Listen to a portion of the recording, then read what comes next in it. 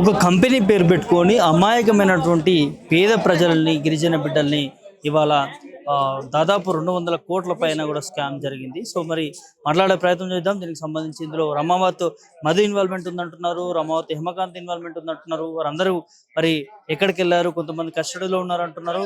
వారికి ఆ వారి దగ్గర పనిచేసినటువంటి వ్యక్తి మనతో ఉన్నారు, రమేష్. వారితో ఒక్కసారి మాట్లాడించే ప్రయత్నం చేద్దాం. బ్రదర్, ఏంటి అసలు ఏం జరిగింది, మీరు ఎంత కోల్పోయారు, వారి దగ్గర ఏ విధంగా అంటే ఎట్లా జాయిన్ అయ్యారు పనిచేసే విషయంలో అసిస్టెంట్ గా, ఏం చెప్తారు? అసిస్టెంట్ గాని అంటే కొన్ని రోజుల కారణంగా వాని కాడ పనిచేసిన అదే విధంగా మాకు మా మా మా నాన్న తరపు నుంచి నా తరపు నుంచి 49 లక్షలు మేము కోల్పోయినాము. ఇంకోటి ఏమంటే నేను ఇంకో పాపం ఏం చేసుకున్నా అంటే జనాల పైసలు నా దగ్గర తీసుకొని జనాల పైసలు వీళ్ళ మూట చెప్పి వాళ్ళకి ఇవ్వడం నాకు చాలా బాధాకరమైన విషయం. అది జనాల కాడ ఉన్న పైసలు మూటలు మూటలు తెచ్చిన పైసలు వాళ్ళకి ఇవ్వడం నా పెద్ద పొరపాటు. అది నేను తప్పు చేసుకున్నట్టు అనిపిస్తుంది. దయచేసి వాళ్ళ పైసలు జనాలకు ముట్టేటట్టు చూడండి. అందరికీ నేను మంగళక్కకు కానీ, శివన్నకు కానీ, అమీర్ పటేల్ కానీ, మధుకు కానీ అందరికీ నేను ఒకటే విజ్ఞప్తి అంటే, నా కాడ నుంచి మీరు పైసలు తీసుకొని పోయినారు కదా, అదే విధంగా నాకేం డిస్టర్బ్ ఏం చేసలేరు, జనాలు నాకేం అంటలేరు. కానీ వాళ్ళ కాడ నుంచి నాకు డబ్బులు వచ్చినాయి కదా, అదే డబ్బులు వాళ్ళకి ఇచ్చేయండి దయచేసి. మీరు ఎట్లా వసూలు చేస్తారు, ఏ పేరు మీద? వీళ్ళు గోల్డ్ మోల్డ్ మొత్తం ఫార్చునర్ కారు తీసుకొని తిరుగుతుంటే ల్యాండ్ అది తీసుకుంటున్నాం, అది చేస్తున్నాం, రియల్ ఎస్టేట్ చేస్తున్నాం. ఆ విధంగా చెప్తేనే మేము అంతా నమ్మి ఆ గుడ్డి గాల్లో పోయినాము. అదే విధంగా మాకు ఒక్క నెల కూడా మాకు వడ్డీ కాలే. వడ్డీ రాంది ఇలా మాకు అయితే ప్రూఫ్ ఉంది కదా. ఇంకోటి ఏంటంటే గుడిపల్లి పోలీస్ స్టేషన్ లో FIR కూడా పెట్టినాం. మేము కేసు పెట్టింది కూడా మాకు ఉంది, ప్రూఫ్ ఉంది. ఇంకా చాలా ప్రూఫ్లు ఉన్నాయి. అంతా కాదని అంటే లాస్ట్ ఫైనల్ అతనిది కాల్ డేటా చేస్తే అన్ని బయటికి వెళ్తుంది. లాస్ట్ ఫైనల్ ఇది ఒక్కటే. అంటే మంగ్లీ ఇందులో ఇన్వాల్వ్మెంట్ ఉందా మీరు చూసినంత వరకు? అసలు ఇది 100% ఇన్వాల్వ్ ఉంది. కావాలంటే ఆమెకు మీడియా ముందర తీసుకురండి, నేను కూడా వస్తా. ఏడికంటే ఆడికి వస్తా. ఆమెకు ఎక్కడికంటే ఎక్కడ రమ్మని చెప్పండి, నేను కూడా వస్తా. మంగళి అక్క రాలేదా అని ఒక్క మాట చెప్పండి. నేను మొత్తం నా డబ్బులు ఆ 19 లక్షలు కాకుండా ఈ 30 లక్షలు వాళ్ళ తమ్ముడు తీసుకుపోయింది కదా, అవి మొత్తం నేను వదిలేస్తా. మీ దగ్గర ఆధారాలు ఉన్నాయా?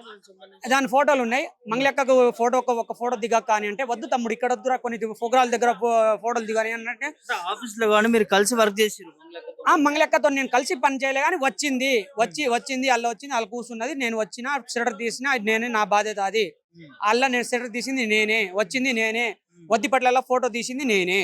దానికంటే ఎక్కువ ప్రూఫ్ చూపెట్టాలంటే కాల్ డేటా ఒకటి ఉంది, లాస్ట్ అండ్ ఫైనల్ అది ఒకటి ఉంది.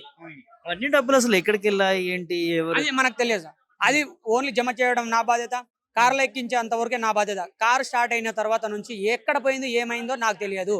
అది మాత్రం సత్యం. అది ఎంతమంది ఉన్నారు మీకు తెలిసిన బాధితులు? మినిమం 2000 మంది దాకా ఉంటారు.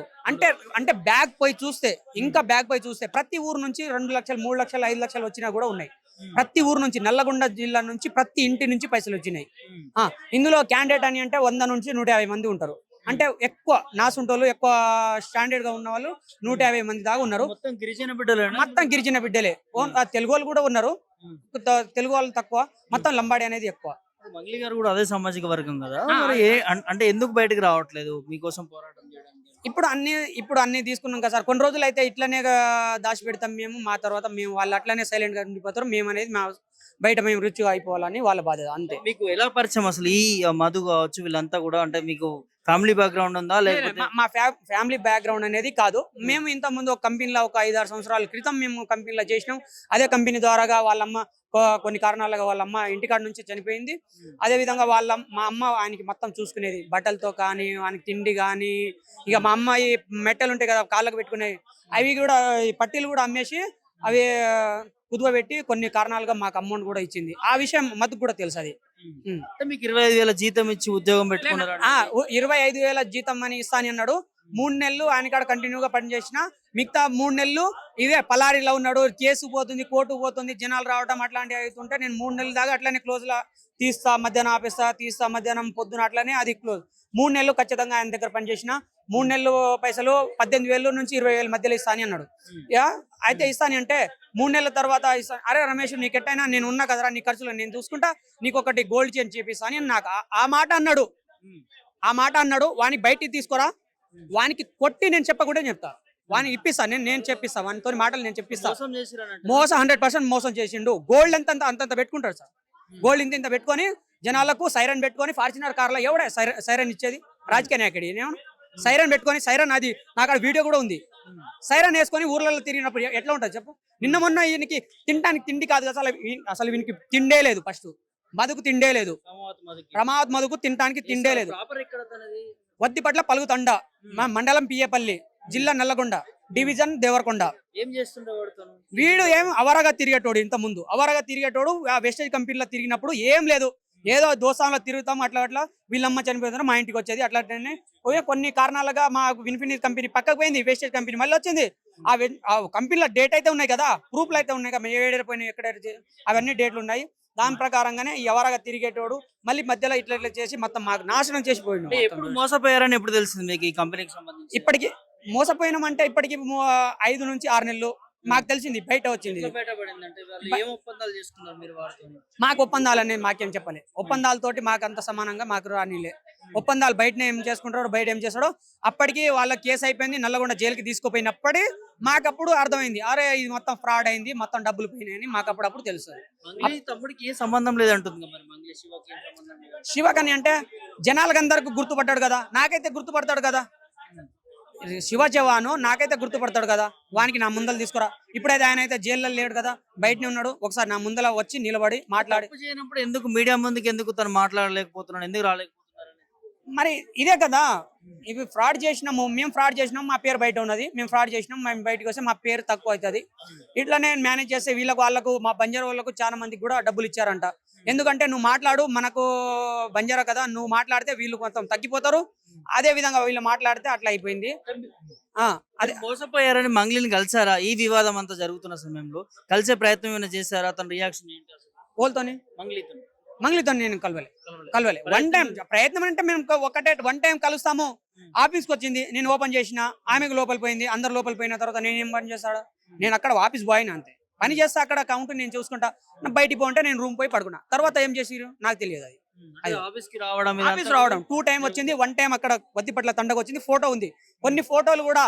ఇది మియాపూర్ ఆఫీస్ లో కూడా నాకు కొన్ని ఫోటోలు కూడా డిలీట్ చేసిండు. ఆ కంపెనీకి సంబంధించిన కొన్ని డాక్యుమెంట్ అక్కడ ఉంటే, ఇవి ఎందుకురా నీకు డాక్యుమెంట్ అని నాకు డిలీట్ చేసిండు. అదే విధంగా బంజారా కార్డు యూజ్ చేస్తుంది మంగ్లీ, నాకేం తెలియదు, నా మీద కావాలని అంటున్నామంట. మా కాడ అన్ని ప్రూఫ్లు ఉన్నాయి.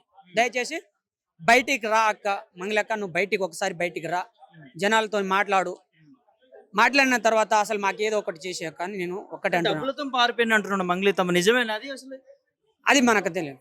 మేము ఇచ్చిన బాధ్యత మేము కానీ అవి ఏ విధంగా హ్యాండ్ ఓవర్ చేసిరా మంగ్లీ? నేనే 2 టైం నేను ఆఫీస్కి వచ్చి, ఈయన డేర్గానే వస్తాడు. శివ అనేటోడు డేర్గా వస్తాడు, మంగ్లీ అమ్మేటోనే నైట్ వస్తుంది. డేర్గా నేను ఒక్కసారి 70 లక్షలు నేను టూరిస్ట్ బ్యాగ్ లో ఇచ్చిన, హ్యాండ్ ఓవర్ నేను చేసి మధుకు మాట్లాడిచ్చిన. మధు పలానా అన్న తీసుకోబోతున్నాను అంటే క్లోజ్ అయిపోయింది. ఆయన తీసుకొని వెళ్ళిపోతాడు. తర్వాత ఏం చేస్తాడో ఎక్కడికి పోతాడో నాకు తెలియదు. అది మీ చేతులతో 70 లక్షలు మంగ్లీ వాళ్ళ తమ్మునికి ఇచ్చి 70 2 సార్లు 70 నా 32 కోట్లు వానికి నా చేతుల మీద నేను ఇచ్చినాను.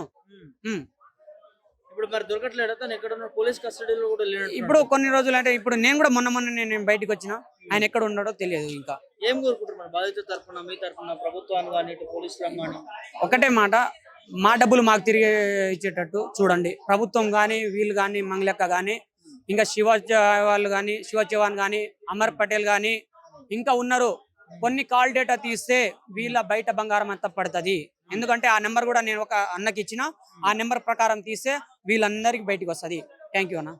ఇది ఏదైతే రమావత్ మధు దగ్గర, రమావత్ హిమకాత్ దగ్గర వర్క్ చేసేటటువంటి అసిస్టెంట్ తో కూడా మనం మాట్లాడించడం జరిగింది. తను కొన్ని వాస్తవాలు కూడా బయటపెట్టే ప్రయత్నం చేశారు. ఏదైతే 70 లక్షలు ఏకంగా మంగ్లీ వాళ్ళ తమ్మునికి ఇచ్చాను శివకి, సో నా చేతుల నుంచి 2 సార్లు ఇచ్చాను 70 లక్షలు. సో తనే తీసుకున్నాడు. ఇందులో మంగ్లీ ఇన్వాల్వ్మెంట్ పక్కా ఉంది, నా కళ్ళారా నేను చూశానంటూ కూడా ఎవరైతే వాళ్ళ దగ్గర వర్క్ చేసినటువంటి రమేష్ చెప్తున్న పరిస్థితులు కనిపిస్తా ఉన్నాయి. మరి చూడాలి, మంగ్లీ మాత్రం నాకేం సంబంధం లేదు ఈ కేసుకి సంబంధించి, నన్ను కావాల్సుకునే బదనాం చేస్తా ఉన్నారు. సోషల్ మీడియా కూడా నేను అందులోకి వెళ్ళే వచ్చాను, నన్ను నా మీద ఈ విధంగా అలిగేషన్ వేయకండి, నిజంగా తప్పు జరిగితే నేను కూడా వారి కోసం పోరాటం చేస్తా అని చెప్పి మీడియా ముందు కూడా మంగ్లీ మాట్లాడినటువంటి సందర్భం కనిపించింది. కానీ ఇక్కడ సీన్ చూస్తే మాత్రం చాలా రివర్స్ గా ఉంది. డైరెక్ట్ గా అందులో వర్క్ చేసినటువంటి రమేషే వాళ్ళ కొన్ని వాస్తవాలు బయట పెడతా ఉన్నాడు. డైరెక్ట్ గా మంగ్లీ వాళ్ళ తమ్మునికి దాదాపు 2 సార్లు 70 లక్షలు అంటే 1,40,000 పైన, 1,40,000 పైన కూడా మరి ఇవాళ డబ్బంతా కూడా మంగ్లీ తమ్మునికి ఇస్తే ఖచ్చితంగా ఇలా మంగ్లీ ఇన్వాల్వ్మెంట్ ఉంది అని క్లియర్ గా అర్థమవుతోంది. మరి ఖచ్చితంగా ఈ విషయం మరి మంగ్లీ దాకా చేరుకునే వరకు షేర్ చేయండి. అదేవిధంగా దీని పట్ల మంగ్లీ తప్పకుండా స్పందించాలి. ఎందుకంటే దాదాపు ఇంతమంది బాధితులు ఇవాళ మీడియా ముందుకు వచ్చి మాట్లాడుతూ ఉన్నారు. అదేవిధంగా వారు ప్రభుత్వాన్ని కావచ్చు, ఇటు పోలీసులను కావచ్చు అప్పీల్ చేసుకుంటా ఉన్నారు. మా డబ్బులు మాకు ఇప్పించండి, మేము మోసపోయాము, ఒక్కొక్కరం 5 నుంచి 10 లక్షల పైగా ఖర్చు చేశాము, ఇందులో ఖచ్చితంగా మాకు న్యాయం చేయండి. ఇటు మంగ్లీని కూడా వేడుకుంటున్నటువంటి పరిస్థితి. ఇందులో మోసపోయిన వారందరూ కూడా బంజారా బిడ్డలే, అదే కమ్యూనిటీకి చెందినటువంటి బిడ్డలే కావడం చాలా బాధాకరం. మరి అదే కమ్యూనిటీకి చెందినటువంటి మంగ్లీ గారు ఈ విషయం మీద ఒకసారి స్పందించాలి, స్పందించి బాధితులకు న్యాయం చేయాలి. ఒకవేళ మంగ్లీ ఇన్వాల్వ్మెంటే లేకపోతే బయటకు వచ్చి బాధితుల తరపు నుంచి కూడా పోరాటం చేయాలంటూ కూడా మరి రమేష్ చెప్తున్నటువంటి పరిస్థితి కనిపిస్తాం. చూడాలి మరి మంగ్లీ ఏ విధంగా స్పందిస్తుంది ఏంటనేది కూడా. విడేజన్ సల్మారావుతో Prabhakar, Paltan media, so much గా ప్రశ్న.